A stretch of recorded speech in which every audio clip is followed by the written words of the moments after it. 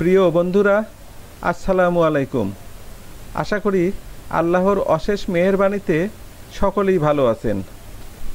বন্ধুরা, আজকের এই ভিডিওতে দেখতে পাবেন এমএস এক্সেল প্রোগ্রাম ব্যবহার করে ফাইন্ড ফাংশনের ব্যবহার পদ্ধতি। কার্যক্রমটি শুরু করার আগে ছোট্ট একটি রিকোয়েস্ট, এখন পর্যন্ত আমার এই চ্যানেলে সাবস্ক্রাইব করে না থাকলে অবশ্যই চ্যানেলটিতে সাবস্ক্রাইব করবেন। আর যারা সাবস্ক্রাইব করেছেন তাদের জন্য রইল অনেক অনেক ধন্যবাদ।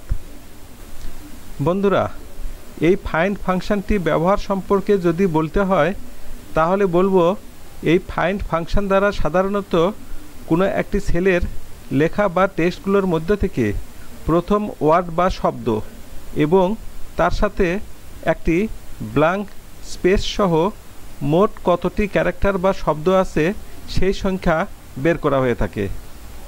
আর ওই সংখ্যাটি বের করার পর অন্যান্য ফাংশন ব্যবহার করার সময় কিছু কিছু আউটপুট বের করার জন্য ওই সংখ্যাটি কাজে লাগানো হয়। এই ভিডিওতে দেখানো হবে শুধুমাত্র ফাইন্ড ফাংশন দ্বারা সংখ্যাটি বের করার পদ্ধতি এবং ওই সংখ্যাটি কি কি কাজে ব্যবহার করা হয় এবং কিভাবে ব্যবহার করা হয়ে থাকে সেই সম্পর্কে আগামী ভিডিওতে বিস্তারিত প্র্যাকটিক্যালি দেখানো হবে। তাহলে চলুন আজকের কার্যক্রমটি শুরু করা যাক। এখানে আমি আগে থেকেই এমএস এক্সেল প্রোগ্রাম ব্যবহার করে এই ধরনের একটি টেবিল তৈরি করে রেখেছি, যেখানে কিছু সিরিয়াল নাম্বারের বিপরীতে কিছু পণ্যের নাম টেবিল আকারে এইভাবে তৈরি করা আছে। এখানে আরও লক্ষ্য করে দেখুন, প্রত্যেকটি সেলে আইটেমগুলোর নামের সাথে একই সেলে তার পরিমাণও উল্লেখ করা আছে। যেমন এখানে এই কিবোর্ড আইটেমটির পরে এর পরিমাণ লেখা আছে 150 পিস। আবার এই মাউস আইটেমটির পরে তার পরিমাণও লেখা আছে 100 পিস। এইভাবে নিচের সবগুলোতেই ডাটা ইনপুট দেওয়া আছে। এখন আপনি হয়তো চাচ্ছেন এই ডাটাগুলো থেকে শুধুমাত্র আইটেম নেমের সাথে একটি স্পেস সহ মোট কতগুলো ক্যারেক্টার বা শব্দ ব্যবহৃত হয়েছে সেই সংখ্যা বের করতে। অর্থাৎ এই কিবোর্ড 150 পিস পুরো লেখার মধ্যে শুধুমাত্র কিবোর্ড লেখাটি এবং তার সাথে একটি ব্ল্যাঙ্ক স্পেস সহ কতগুলো শব্দ ব্যবহৃত হয়েছে সেই সংখ্যা বের করতে। একইভাবে এর পরের সেলে এই মাউস 100 পিস লেখার মধ্যে শুধুমাত্র মাউস লেখাটি এবং তার সাথে একটি ব্ল্যাঙ্ক স্পেস সহ মোট কতগুলো শব্দ ব্যবহৃত হয়েছে সেই সংখ্যা বের করতে।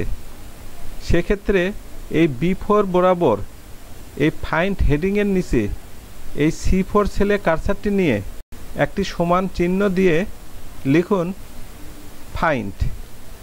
এরপর ফার্স্ট ব্র্যাকেট দিয়ে ডবল ইনভার্টেড কোমার ভিতরে একটি স্পেস দিয়ে একটি কোমা। এবার যে সেলটির হিসাব করা হবে সে সেল, অর্থাৎ এই B4 সেলের উপর একটি ক্লিক করে ব্র্যাকেট ক্লোজ। এখানে এই ফাংশনটির অর্থ হলো B4 সেলের টেক্সটগুলোর মধ্যে থেকে শুরুতে যে ওয়ার্ড বা শব্দটি আছে সেই ওয়ার্ডের মোট শব্দের সংখ্যা এবং সেই সাথে ওই টেক্সটের প্রথম ওয়ার্ডের পর একটি স্পেস সহ মোট কতগুলো শব্দ আছে সেই সংখ্যা দেখাতে বলা হয়েছে। ফাংশনটি লেখা সম্পন্ন হলে কিবোর্ড থেকে এন্টার কি প্রেস করুন। এবার লক্ষ্য করে দেখুন, এই C4 সেলে 9 লেখা বসেছে।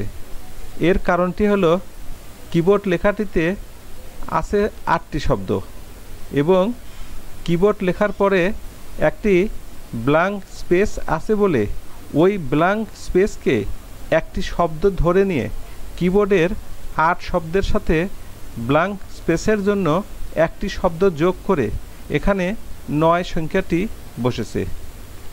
এবার এই ফাংশনটি কপি করে নিচের সেলগুলোতে দিয়ে দিন এবং লক্ষ্য করে দেখুন সবগুলো সেলেই সঠিক ফলাফল বসে গেছে। যাচাই করার জন্য এখানে লক্ষ্য করে দেখুন এই 4 নাম্বার ক্রমিকে র্যাম লেখাতে RAM মোট 3টি শব্দ আর এর সঙ্গে ব্ল্যাঙ্ক স্পেসের জন্য 1 যোগ করে এই C7 সেলে 4 বসেছে। এবার আমি আশা করি এতক্ষণে ফাইন্ড ফাংশনটির প্রয়োগ সম্পর্কে আপনাদের ধারণা স্পষ্ট হয়েছে।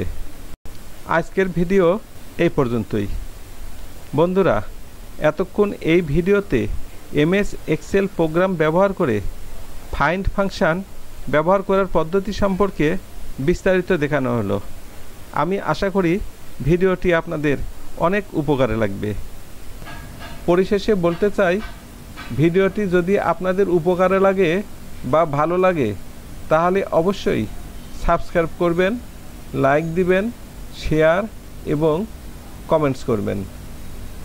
ধন্যবাদ।